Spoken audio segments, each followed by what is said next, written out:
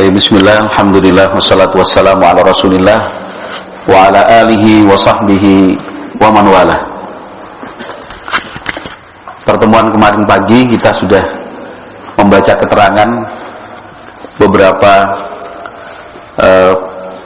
persenjataan milik Rasulullah sallallahu alaihi wasallam. Ada 9 pedang beliau punya, masing-masing diberi nama. Beliau punya 7 set baju besi, masing-masing juga diberi nama.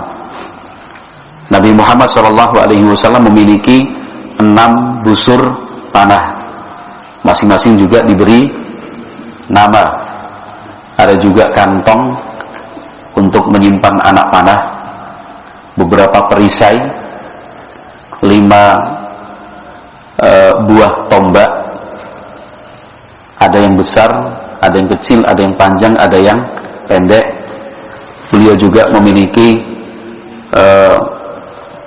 topi besi pelindung kepala, 3 jubah yang biasa dipakai dalam peperangan, juga memiliki bendera warna hitam namanya uqab, ukurannya besar, sementara bendera berwarna putih ukuran kecil itu banyak karena disebar di tengah-tengah pasukan.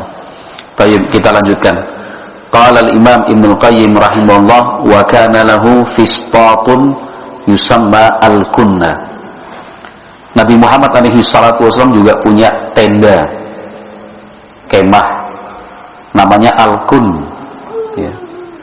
Jadi kemanapun Nabi Muhammad pergi, ya, jika memerlukan tenda atau kemah, itu dibawa, disebut dan dinamakan al-kun, ya, al-kun.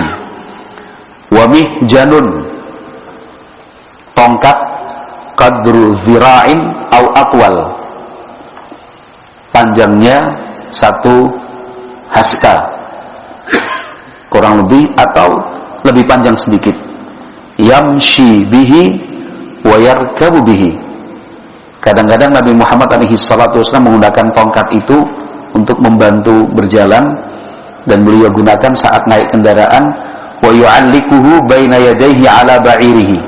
Kadang-kadang itu digantungkan di bagian depan onta milik beliau. Jadi ontanya kan, onta itu kan tinggi, ya, lebih tinggi daripada kuda. Kepalanya dari kepala sampai ekor juga lebih panjang daripada kuda. Wa mihsaratun.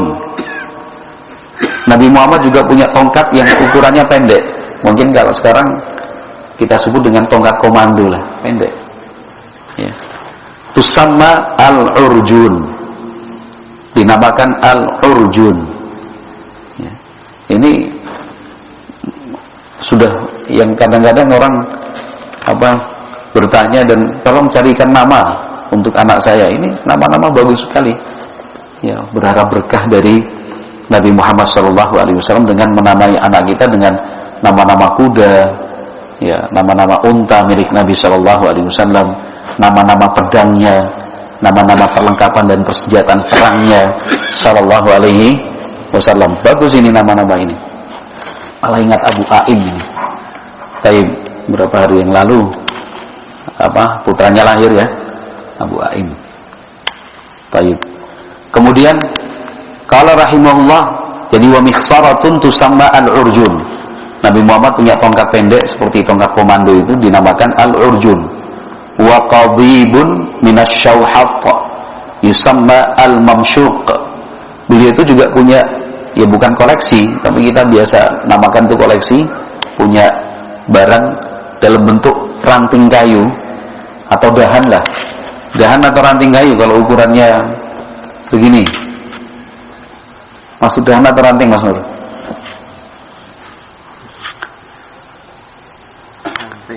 Ranting, ya, ya, ranting lurus dari pohon namanya syauhat.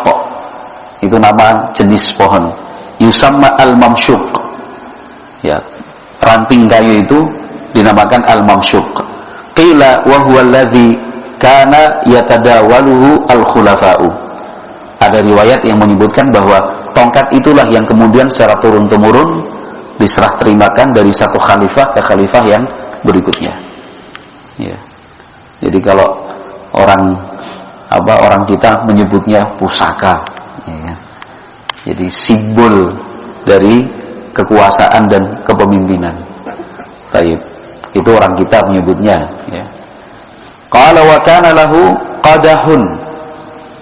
Ini yang dibahas oleh Ibnu Qayyim kan selain silah, persenjataan milik Nabi, juga asas. Asas itu perabot rumah tangga yang sehari-hari digunakan oleh Nabi Muhammad SAW. Kemarin sudah kita baca dari keterangan mengenai pedang milik beliau, sampai ini tadi beberapa keperluan yang biasa dipakai dalam perang dan kehidupan sehari-hari. Berikutnya kata Ibnu Qayyim, wa kana lahu qadahun. Nabi Muhammad itu punya bejana. Kita sering menerjemahkan qadahun itu bejana. Ya. Artinya apa? Tempat penyimpanan air. Yusamma ar-rayyan. Dikasih nama ar-rayyan. Wa yusamma mughithan. Dan juga dinamakan mughithan. Wa qadahun akhar mudabbabun bisilsilatin min fiddatin. Nabi Muhammad juga punya bejana yang lain, itu dilapisi atau dihiasi bisilsilatin min fiddah, menggunakan perak, ya, rantai perak. Wa kana lahu qadahun min qawarir.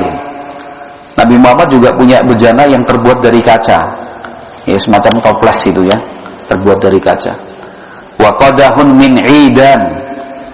Ada juga bejana yang terbuat dari pohon kurma. Kita sebut apa itu kalau pohon kelapa terus yang diambil tengahnya itu apa namanya? Apa ya? Apa? Iya, jadi yang diambil yang bagian tengahnya itu yang keras itu, terus dibentuk menjadi sebuah bejana. Tapi terus jadi wadah loh, kayak gerabah itu. Dikali, dalamnya batang kurma itu. Oh, jelas keras. Ini lesung. Ya, jadi seperti lesung itu, bagus Mbah. Barakallahu fiik Mbah. Apa ya? Oh iya, maksudnya seperti glugu. Kalau itu kan kurma ini. Maksudnya cuma ingin mengetahui bahasanya apa itu kalau pohon kelapa terus diambil tengahnya terus jadikan lumpang. Itu jadinya lumpang. Tapi ininya apa? Bukan. Dalamnya pohon kelapa itu apa namanya? Batang atau apa gitu loh. Galih. Ya, jadi pohon kurma itu ditebang, potong pohon kurma yang tua, kemudian diambil bagian tengahnya terus dibuat seperti lumpang tadi atau lesung dan yang semisalnya. Itu namanya qadahun min idan. Yudha'u tahta saririhi. Diletakkan di bawah tempat tidur Nabi Muhammad SAW. Yabulu fihi bil laili. Kalau malam hari beliau buang air kecil di situ. Jadi beliau tidak harus keluar jauh, ya, karena zaman dulu kan teknik kamar mandi atau WC kan belum dikenal. Jadi kalau orang buang air ya menjauh, ada tempat-tempat khusus memang di tiap kampung itu ada, ya, tempat buang air. Terus ini bumbung. Apa? Bumbung ya. Zaman dulu ada Mbak seperti itu. Ya, orang tua. Pernah menangi Mbak? Ya orang tua kan mau keluar malas. Ya. Oh, bumbung itu maksudnya di dalam rumah itu. Bawa haben. Ah, bumbung. Terbuat dari apa Mbak? Bambu. Bambu. Ya. Oh, kalau ini terbuat dari inti batang kurma. Ya. Jadi keluarganya yang buat. Oh, ini kalau bagus Mbak, insyaallah. Cocok ini ada mbahmu ini. Pispot. Pispot kalau di rumah sakit. Baik. Warakhwatun tusamma as-sadir. Beliau juga punya bejana kecil terbuat dari kulit, itu untuk menyimpan air minum, dinamakan as-sadir. Jadi semua barang dan perlengkapan milik Nabi Muhammad dikasih nama. Kalau orang kita disebut dengan kiai, ya kan, Kiai Guntur, kiai ini, ya, semuanya dikasih nama. nyai. Ayo. Wa mikhdabun min syabahin, juga punya bejana yang mulutnya lebih lebar, terbuat dari kuningan. Wa qi'bun, demikian juga gelas besar, yusamma as-sa'ah, jadi gelas ukuran besar. Apa namanya, Mbah? Apa? Soblong. Muk. Oh, besar ya. Gelasnya itu besar untuk dipakai untuk minum. Yusamma as-sa'ah, sampai dikasih nama as-sa'ah. As-sa'ah itu luas lebar, gede. Ya. Wa mughtasalun, Nabi Muhammad juga punya mughtasal. Mughtasal itu ember lah, semacam ember yang digunakan untuk mandi, min sufrin, terbuat dari kuningan. Ya, sederhana tapi berkualitas semua ya. Sederhana tapi berkualitas. Taib wa madhan, Nabi Muhammad juga punya wadah khusus untuk menyimpan minyak. Minyak itu dipakai untuk meminyaki rambut, juga meminyaki kulit. Ya, apalagi di Timur Tengah ya, yang sudah pernah berangkat umrah pasti paham seperti apa. Apalagi yang umrohnya lama, kan pecah-pecah kulit, ya, pecah-pecah bibir, itu perlu untuk diminyakin. Ada satu tempat sendiri Nabi Muhammad punya wadah itu, madhan. Wa rab'atun yaj'alu fiha al-mir'ata wal mishta. Nabi Muhammad juga punya tas. Kalau zaman kita ya semacam tas. Kalau kita nyebutnya kayak tas kosmetik lah. Tas untuk menyimpan alat-alat seperti cermin dan sisir. Ya. Tas kecil, ya, untuk menyimpan cermin dan sisir. Karena Nabi Muhammad juga memperhatikan penampilan loh. Jangan dikira Nabi Muhammad itu penampilannya asal-asalan. Nabi Muhammad itu orang paling rapi. Beliau juga bersisir. Beliau juga menggunakan cermin, rapi. Wamuk halak itu bawahnya sepertinya keliru itu. Wa makhulatun ya. Wa makhulatun yaktahilu minha inda naumi thalathan fi kulli ainin bil ifmit. Nabi Muhammad juga punya tempat celak. Beliau sebelum tidur tiap-tiap mata, baik kanan maupun kiri, itu dicelakin sebanyak 3 kali bil ifmit, menggunakan celak ifmit. Ifmit itu batu-batuan di sana di Timur Tengah itu, batu-batuan khusus ditumbuk sampai halus, kemudian disaring. Nah, itulah kemudian menjadi apa? Celak. Itu Nabi Muhammad sebelum tidur bercelak, yang mata kanan 3 kali, mata kiri 3 kali. Wa kana fi rab'ati al-mikrawani was-siwak. Di tas kecil tadi, rab'ah, yang kita katakan seperti tas untuk bawa perlengkapan pribadi itu, selain cermin, sisir, juga ada al-mikrawani.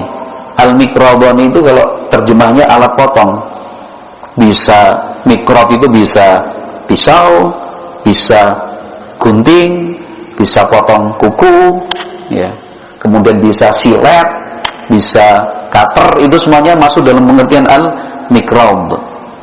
Tapi kalau kita lihat konteksnya, itu berarti digunakan untuk apa? Bersih-bersih di diri, ya, untuk memotong kumis dan yang lainnya. Was-siwak, demikian juga di dalam rab'ah itu, rab'ah tadi tas kecil ya, isinya juga siwak. Wa kanat lahu qas'atun tusamma al-gharra. Nabi Muhammad juga punya piring besar, mungkin kita sekarang sebutnya nampan, dikasih nama al-gharra. Bahkan ada riwayat-riwayat menyebutkan nampan besar itu terus ada pegangannya 4, saking besarnya. Itu biasa digunakan untuk mengundang orang makan. Tayyib. Wasarirun qawaimuhu min sajin.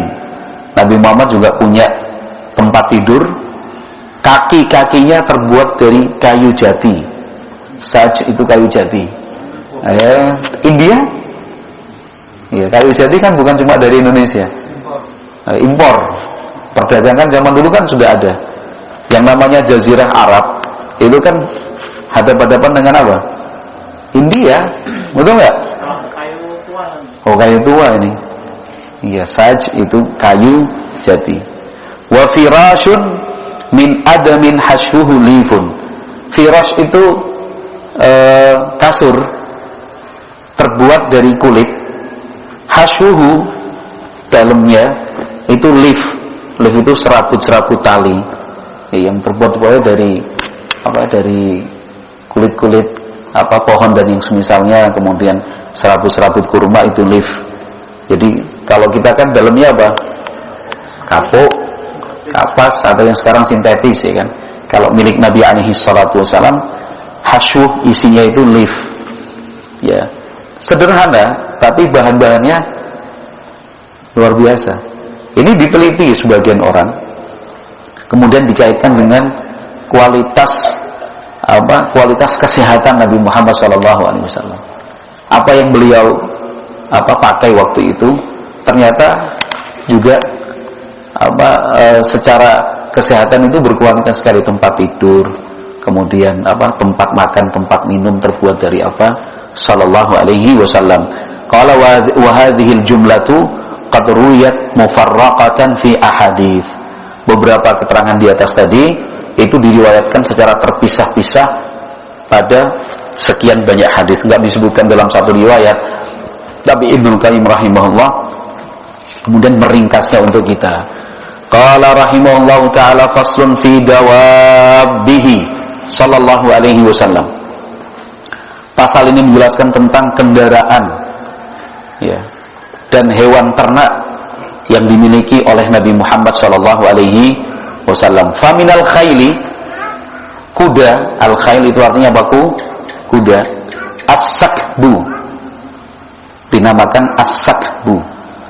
Qila, ada riwayat menyebut wa huwa awwalu farasin malakahu.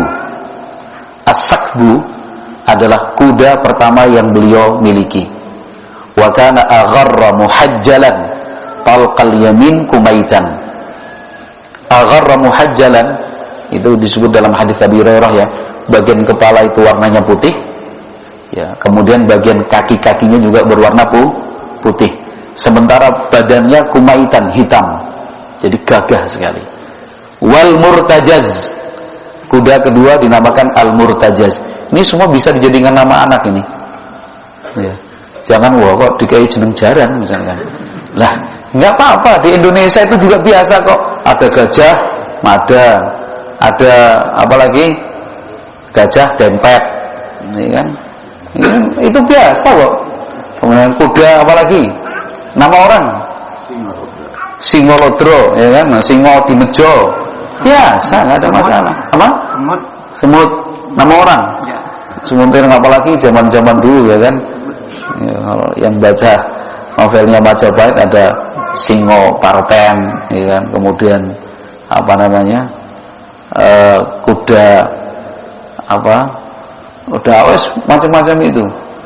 Kebo Mahesa Jenar, Kebo Kanigoro, Kebo Kenoho, ya kan? Kebo apa? Lembu Suro. Biasa kok.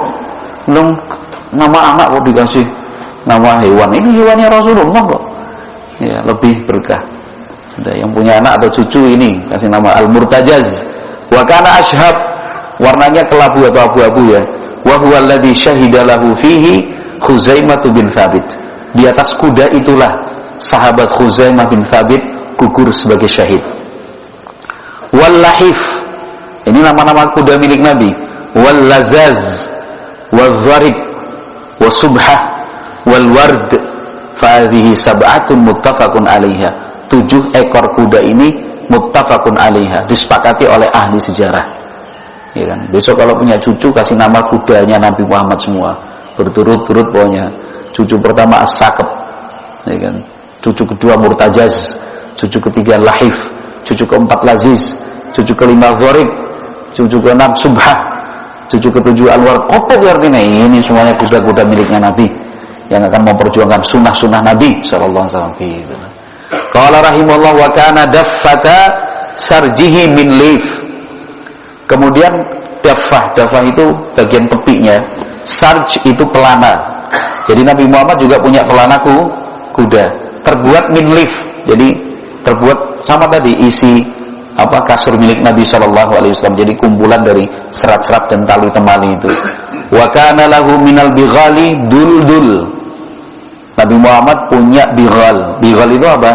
Hewan hasil persilangan antara kuda dengan keledai. Dikasih nama duldul. Wa kanat syahba, warnanya abu-abu. Sudah pernah kita baca ini? Kapan? Awal-awal kan. Ketika membahas tentang apa ini? Naik. Apa? Bukan, yang di sini kok. Ketika membahas tentang apa?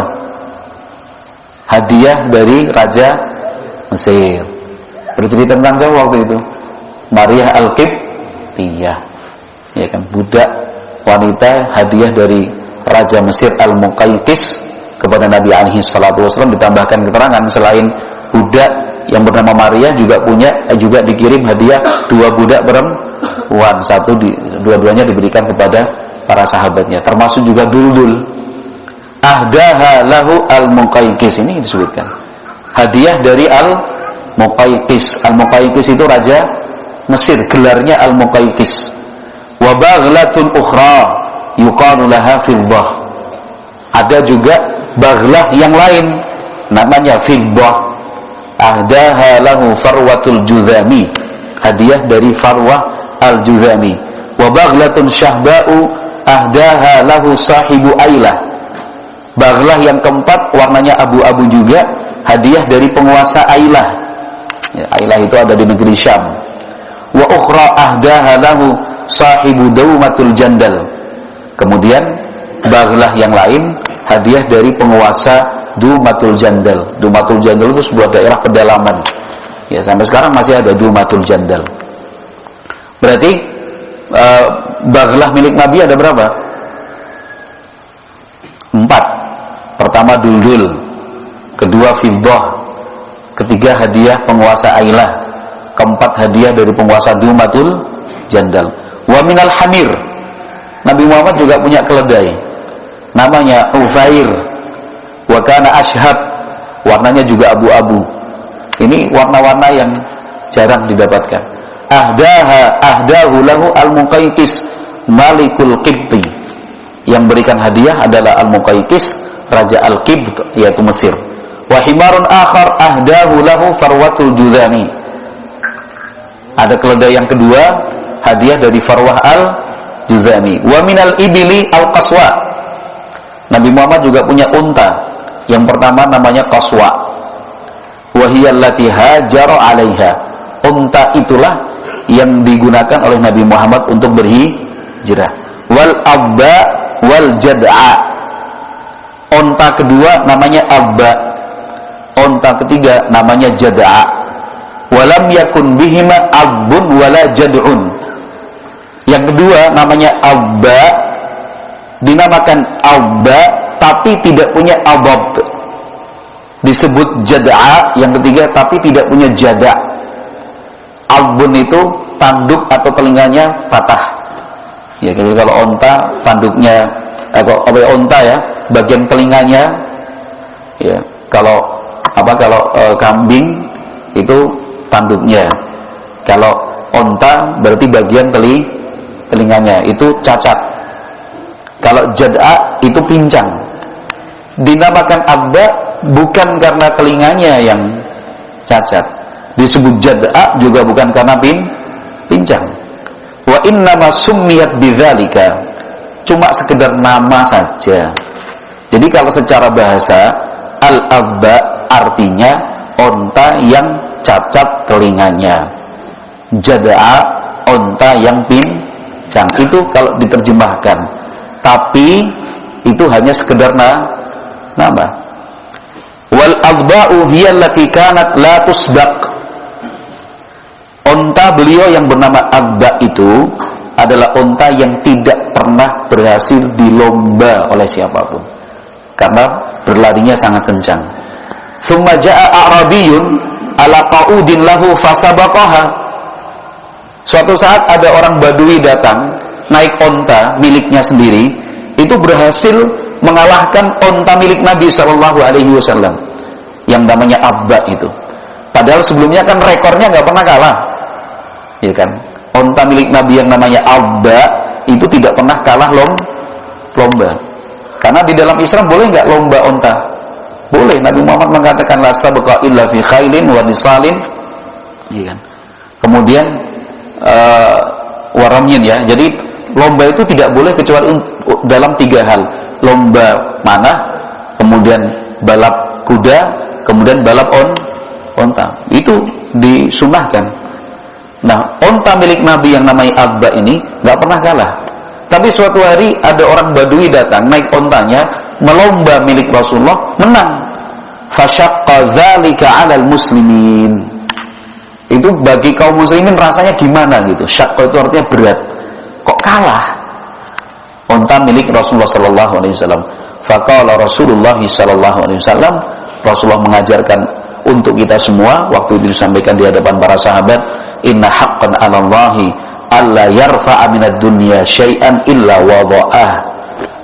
Nabi riwayat Bukhari, Nabi Muhammad mengatakan sesungguhnya itu sebuah hak bagi Allah bahwa setiap kali Allah mengangkat sesuatu dari dunia ini, ada saatnya Allah akan menjadikannya jatuh. Jadi tidak mungkin di dunia ini selamanya di atas, pasti suatu saat di bawah. Nggak mungkin selamanya menang, suatu saat harus kalah. Nggak mungkin selamanya untung, suatu saat juga harus rugi. Coba ini ketawaduan Rasulullah SAW. Jadi bisa menerima kekalahan itu ya. Para sahabat yang berat, kok kalah? Gitu. Nggak enak dan seperti apa dan bagaimana. Tapi Nabi Muhammad menjelaskan enggak. Inna haqqan 'alallahi alla yarfa'a minad dunya syai'an illa wada'ah. Itu sudah keputusan dari Allah. Di dunia ini setiap kali ada yang naik, ada saatnya akan turun. Wa ghanima sallallahu alaihi wasallam yauma badrin jamalan mahriyan li Abi Jahlin. Pada waktu perang Badar, Nabi Muhammad alaihi salatu wasallam mendapat bagian ghanimah seekor onta yang tangkas cepat larinya milik Abu Jahal. Fi anfihi burratun min fiddah. Di bagian hidung onta itu ada sejenis gelang perhiasan ya, aksesoris kendaraan itu terbuat dari perak. Fa ahdahu yaumal Hudaybiyah liyaghidha bidzalikal musyrikin. Pada perjanjian Hudaybiyah, onta yang dulunya milik Abu Jahal itu diserahkan sebagai hadiah kepada yang lain supaya kaum musyrikin marah. Dan mereka tahu itu milik pimpinan mereka sebelumnya. Tapi kemudian Abu Jahal itu terbunuh dalam perang Badar. Wa kanat lahu khamsun wa arba'una likhah. Ya. Nabi Muhammad alaihi salatu wasallam itu memiliki khamsun wa arba'un. Khamsun wa arba'un berapa? 45 onta yang bisa diperah. Ya. Wa kanat lahu muhriyah arsala biha ilaihi Sa'ad ibn Ubadah min na'ami Bani Aqil. Itu merupakan onta-onta yang bagus kualitasnya, dikirim oleh Sa'ad bin Ubadah untuk Nabi Muhammad SAW hasil dari zakatnya Bani Aqil. Wa kanat lahu mi'atu syatin. Nabi Muhammad juga punya 100 ekor kambing. Wah ini nih. Nabi Muhammad punya berapa? 100 ekor kambing. Wa kana la yuridu an tazida. Nabi Muhammad tidak ingin bertambah jumlahnya. Dari awal hingga akhir 100 terus dipertahankan. Kullama walladar ra'i buhmatan dzabaha makanaha syatan. Tiap kali ada yang lahir, ada yang disembelih hari itu juga. Misalkan Nabi Muhammad punya 100 ekor kambing ini, ya kan? Hari ini kok lahir 2, berarti 2 kambing dipotong untuk dimakan bersama. Wa kanat lahu. Ada yang mau meniru di sini? Iya, ada sesuatu. Pensuang insyaallah ya. Perlu pensuang begitu itu. Punya sampai 100 kita sepakati 50 ekor maunya. Ono sing mana nyembelih, makan-makan terus kita. Ya. Tapi ya diopeni bareng-bareng lah. Ya, komandannya lek kecuk, ngarep. Gimana, Lek? Kita sepakati itu, Lek, inventaris pensuang 100 ekor kambing. Makanya setiap kali beranak, berapa yang beranak, potong saat itu juga yang besar. Nggak usah diperjualbelikan. Gimana Mas Dor? Kira-kira bisa nggak? Kalau punya, mencontoh Rasulullah begini kira-kira bisa ya? Optimis ya? Itu bisa tiap minggu sekali itu Mas kalau 100 ekor unta itu. Makan-makan. Apa? Nah itu. Masya Allah, Rasulullah kehidupannya luar biasa ya. Jadi kullama walladar ra'i buhmatan dzabaha makanaha syatan. Jadi setiap kali lahir itu akan dzabaha, menyembelih makanaha untuk tempatnya, maksudnya posisinya sebagai pengganti syatan 1 ekor. Wa kanat lahu sab'u a'nuzin, a'nuz manaih tar'ahunna ummu Aiman. Nabi Muhammad juga punya 7 ekor kambing perah yang digembalakan oleh Ummu Aiman. Masya Allah. Mudah-mudahan setelah kita baca ini ya dipraktekkan lah. Entah kapan, mau tahun ini, tahun depan, 3 tahun lagi, yang penting masuk proyek strategis Pusdiklatmu gitu aja ya. Punya peternakan kambing bukan untuk diperjualbelikan, tapi untuk dimakan. Wah, ya, dijadwal. Sing Bantul minggu ini ya kan, yang Kulon Progo minggu depan, sing ngurusi makannya wah, Mas Abdul Mas'ud ketuanya wah. Ya Alhamdulillah. Baik, wallahu a'lam bishawab. Cukup besok faslun fi malabisihi, itu pakaian yang digunakan oleh Nabi Muhammad sallallahu alaihi wasallam. Mudah-mudahan kita membaca seperti ini semakin cinta kepada Nabi Muhammad ya. Kan semakin paham maksudnya ya. Oh, Nabi Muhammad junjungan kita itu begitu kehidupannya. Baik, jadi boleh nggak punya motor lebih dari 1 Mas Heru? Oh, dalilnya. Itu kok kemarin barusan. Rasulullah punya berapa kendaraan itu, mahal-mahal itu semuanya itu. Yo kuda, ya unta, ya bilal, ya keledai. Itu kan 4 jenis kendaraan milik Nabi. Jadi punya mobil ya boleh, punya pick up ya silahkan. Yang penting mampu, aja utangan gitu kan. Ya itu yang dibilang para ulama kok. Boleh silahkan. Yang penting mampu dan tidak memberat-beratkan diri, serta apa tentunya untuk membantu memudahkan beribadah. Tapi kalau ternyata malah ganggu ibadah ya didol. Misalkan punya 1 Panther, 1 Kijang, terus 1 sedan, yuk 1 truk, 1 L300. Tiap minggu mesti orang acara touring terus komunitas. Akhirnya ngajinya kewalahan ya didol kabeh untuk modal beli kambing tadi. Tapi kalau misalkan tidak mengganggu ibadah, justru malah membantu ibadah, ya alhamdulillah kita dukung itu. Misalkan aku tak tuku mobil, ini niatnya misalkan ono daurah, maunya dipakai ikhwan-ikhwan, sak bensinnya tak bayari, wah itu kita dukung. Kalau bisa tiap ikhwan punya 1 seperti itu. Wallahu a'lam. Karena Nabi Muhammad ternyata juga punya banyak kendaraan. Dihitung-hitung akhirnya Nabi Muhammad kaya atau enggak? Miliarder. Dari kendaraannya aja. Iya. Tapi ketika Nabi Muhammad meninggal dunia untuk apa itu? Semuanya. Nggak punya apa-apa. Semuanya fisabilillah. Nah itu sudah makanya. Sudah bisa tergambar kan? Kaya yo kaya, tapi yo nggak punya, ya kan? Kaya tapi nggak punya. Maksudnya apa? Sekarang Nabi Muhammad punya sekian puluh ekor onta tadi yang bisa diperah susunya. Itu diminum sendiri? Enggak. Untuk apa? Bagi-bagikan. Kambing punya 100 ekor onta, diperjualbelikan untuk bisnis? Tidak. Sembelih makan bareng-bareng. Nah itu nyaman banget Mas Nur. Itu berarti di akhir-akhir senang-senang. Di Madinah ini ya? Oh di Madinah, ini di Madinah. Di Madinah. Berarti kaum muslimin udah mapan gitu? Ya, sudah mapan. Gitu. Enak sekali. Wah enak sekali tuh. Wah enak banget nih. Baik, wallahu a'lam bishawab. Kita cukupkan. Subhanakallahumma wa bihamdika asyhadu an la ilaha illa anta astaghfiruka wa atubu ilaik. Alhamdulillahirabbil alamin.